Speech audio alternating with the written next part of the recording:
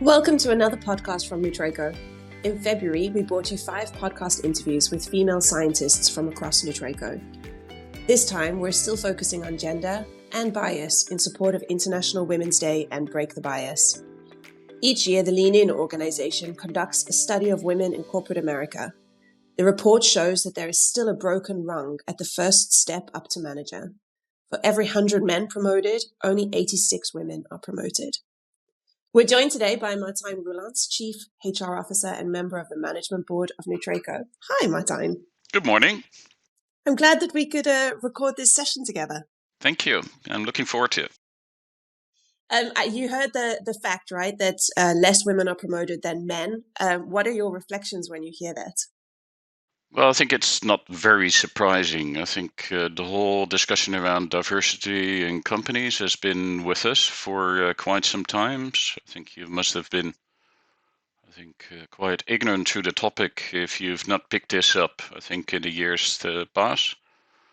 We've been discussing this on, for over the past decades now, and how to move the needle and get a better equilibrium, I think, on men and women in the workforce. I think the result only shows that we still have work to do. And why is it important for Nutreco? I think it's very much at the heart of our purpose, of our strategy going forward. If you want to be a leader in the industry, if you want to be a company that is part of society and at its best, I think this also reflects in how you build your teams, how you get, I think, the best out of your people. And that means that we need to have access to the whole talent market, that we need teams that reflect and have the capabilities that are out there. And I think that is part and parcel also, I think, the right composition between not just gender, but different backgrounds, different thinking styles, that you need to be holistic in your view on what to do, how to, battle the issues that come across, and how to be innovative and creative in the ways forward. That means that we need to have our claws in everything and everyone that is out there that can be part of the solution going forward. So I think that's one, being really open to all the qualities and capabilities out there in the workforce. Secondly, there's also a bit of a moral and a fairness component to it. It's why would you as a company want to exclude parts of the workforce, of the talent out there, of people in society at large? That just doesn't feel right. And reflecting our customers, right? Well, I think it's if you want to be a sustainable company, as Nutreco wants to be, you need to think long term. That means that you need to be a company that customers recognize as a company you want to work with. Obviously, there's societal pressures in here as well. There's more and more regulation coming our way. But I think even more importantly, if you want to be a leader in the industry, you need to stay close to yourself, and that also means that you need to take leadership positions in these type of discussions. You want to be a company that's truly inclusive for our customers, for the people around us, and certainly for our employees. Yeah, and you said it, right? It's on one hand making sure we're not limiting ourselves to only half of the talent pool. But at the same time, we also know that this is a topic that's very important to people looking for employers. Yeah, no, certainly. And I think I don't think we're excluding half of the workforce. Obviously, I think we have always had male and female colleagues within Nutreco, and will continue to be there. I think it's more on how we get better in balancing that out. And this is a complicated discussion. If it was simple, I think we would have solved it some time ago.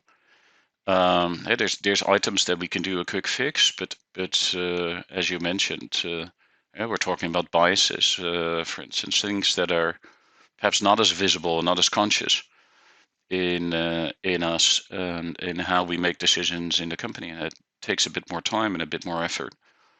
to overcome. But it's something we need to continue to work on. And what are we doing? What are some of the highlights of initiatives that we're taking at Nutreco? Well, I think everyone should have noticed, I think, over the past few years that we've been quite active in creating awareness and getting out there and communicating things. We've had our posters, our webcast, as you mentioned, our videos. So we've been quite active in at least creating awareness across the company. As this is part and parcel of our strategy going forward, we want to make sure that people understand that we want to take this to the next level and ask attention for this.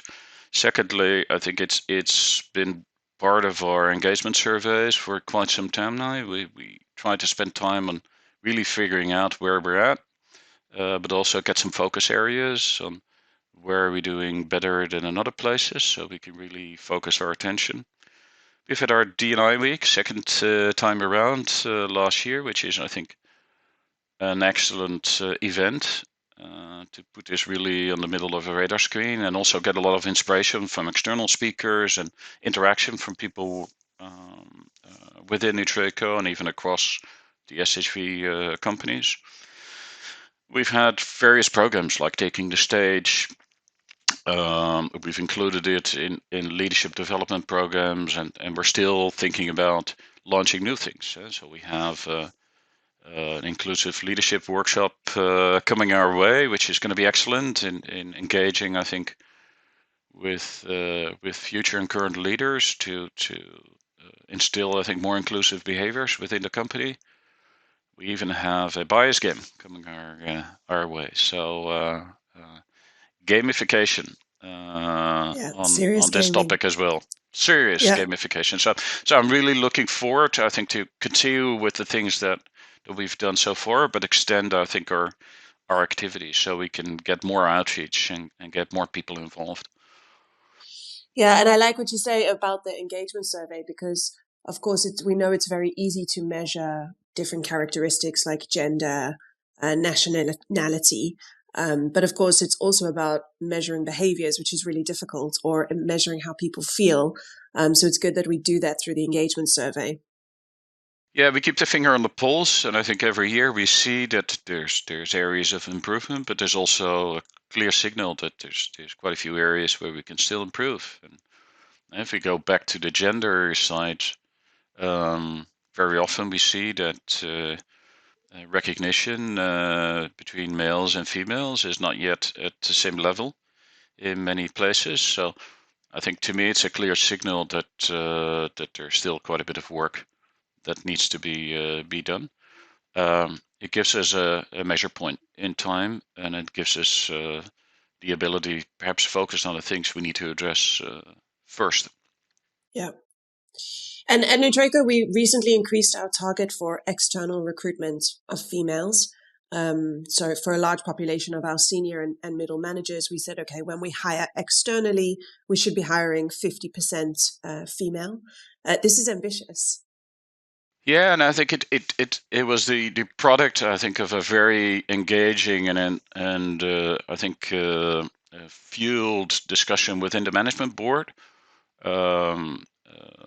It concluded, I think, that we really want to take this to the next level and increase our ambition. We've always set an ambition in terms of getting a better balance between male and female leaders in the organization, but we felt that although we were on track with that target, we still needed to add something to really progress and make it more visible and create more momentum in this. So we've upped our game and really had a good discussion on where can we then move the needle faster.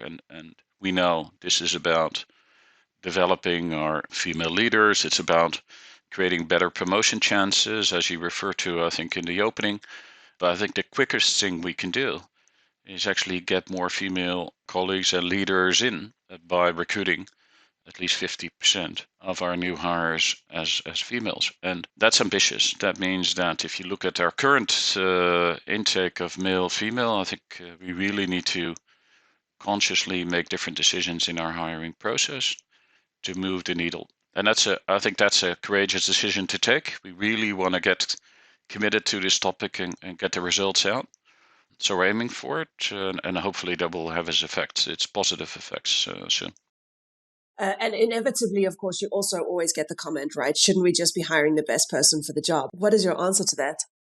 Well, I think best is obviously subjective. It's in the eye of the beholder. So very often, best is what we think is the things we recognize of ourselves in the other side, and that's comfortable because then we can relate to it and benchmark it against ourselves. But obviously, that's also the danger in this whole discussion, that we create a homogeneous community, that we create versions of ourselves as people taking hiring decisions, and that's exactly what we don't want. What we want is a more diverse group of people that can tackle the issues that come our way in a ever faster moving, challenging, I think rapidly changing environment. And this is where you need people that have divergent minds, that can look at it from different angles. And obviously, you need a process to converge it back together. But it's that diversity that will make sure that we can thrive and tackle the things that come our way.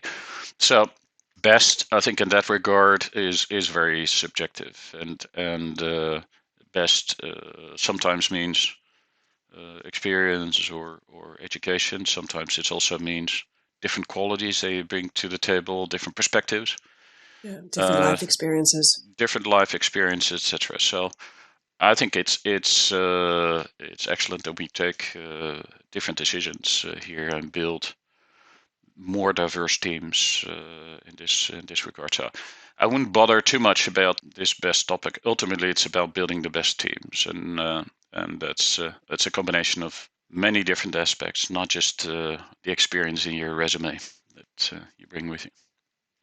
Hey, and I've known you or known of you maybe sometimes afar from throughout SHV for the last few years, and now, of course, together at Nutreco.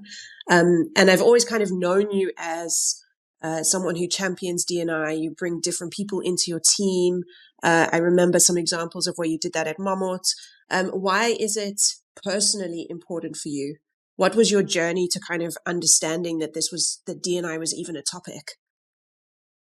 Well, I think as being responsible for people in the organization, I think this needs to be a topic close to your heart. If I would not be passionate about this topic, then I think I would really seriously need to question whether I'm in the right place Your here. career choice. To me, it's obvious, as I said, that having a broad range of backgrounds, capabilities, and experiences in your team really enriches, I think, the team dynamics and your ability to come up with the best solutions. I've seen it work in the past. I've personally I've grown up in professional services industry.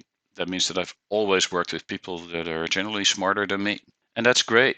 And you can learn from one another and get these different perspectives. But I think it's also perhaps a level deeper, also more from a principle perspective. There's this element of morality and fairness. I think that comes into play. To me, it just doesn't feel good if we are not trying to be inclusive, that we exclude people, I think, from the opportunities that we have to offer as a company. So there's a real, I think, business driver here. We need to do this because we get better results and we get better dynamics in the teams. But to me, it's also a level deeper. I think it will just not feel good if we would not take this topic serious. And I think we are. I think it is something we need to keep our eye on. It's a topic that requires continuous attention and effort to move forward. But I do feel that within Nutreco, we take this very serious. Do you find it sometimes harder as well, though? Like, I fully believe that you get better results. But I also acknowledge for myself that sometimes it is easier to work with people who are similar to me. Yeah, sometimes. Obviously, it is easier, but this is short term versus long term a bit. Again, this is not an easy topic. We're not just talking about gender, we're talking about different backgrounds, different thinking styles. You want to make this work in a very diverse group activities within Nutreco. So it is a topic that requires attention. It will not come here automatically. I think that's perhaps what I feel is most difficult. It's not that we don't understand it, even with our minds, with our brains, and with our hearts, but it's so easy to fall back into old behaviors and again into these unconscious behaviors and biases that we have. That for me, I think the most difficult thing is to make sure that we consciously keep working on this, so we make progress. It takes a bit of true grit, and that's I think it's warming to see that there's a bigger community out there that will help carry that flag. This is not you or me, but I think we have quite a few people that are convinced that we can take the next steps, and I think that's good. Yeah, and I think there are so many people in the organization, male and female, who feel so passionately and have such strong personal convictions for this topic. But I agree, even if you study bias, and I work with this day in, day out, and I still sometimes have to check myself and realize like, oh, I did it again. Yeah, I've done these tests of your unconscious biases, and even myself, I think I try to be on the topic with a very deliberate mindset. Still, I think it is difficult. There's things that you're not aware of that influence your thinking. So imagine that we replicate that out across the whole employee base in Nutreco. Still, lots of good initiatives, good progress. We can go and need to go faster, but I think we have the momentum and at least the conviction to go and do it. Lastly, to wrap up, any advice that you have for women or even male colleagues who want to be part of the solution? Well, I would say get Your in there. wise words of wisdom. Oh dear. Get in there, I would say. And this is equal for men and women, I would say. There's lots of initiatives, I think lots of events, a lot of things we try to do to get this on the table and get it moving forward. But we're only going to make progress if we take deliberate actions and continue to discuss this at all tables within the organization. And this goes from the very practical things. Last week I had a discussion on how do we facilitate more female workers in our factories. It starts with just making sure that we have changing rooms, etc., in place, up to how do we involve senior leadership? How do we make sure that we develop the right traits in our selection processes, etc. So I think there's, from the practical to the very strategic, a lot of things we can all do. My advice would be get in there, make good use of the opportunities we provide to engage in the discussion and to extend your hand and reach out. I've had a couple of meetings in the last few months with female colleagues around the world. Every time I get in there, I hear new things, and sometimes they're good, sometimes they're disappointing in where we are within our company. You only get to that level of realization and then the commitment to go and do something about it if you are willing to get in there and listen to your colleagues close by. So let's get in there, make good use of the things we provide to get the topic moving forward. And have the real discussions with the folks around you. I think if we all do a small step, I think that will ultimately accumulate into a big result. Great last words. Thanks so much for joining us. I really enjoyed this. It was a pleasure. Thank you. And for our listeners, this is not our last podcast. We have plans for more to come in the months to come. So make sure you follow us on LinkedIn. Subscribe to our YouTube channel to make sure you don't miss out on the next episodes. Thanks for listening.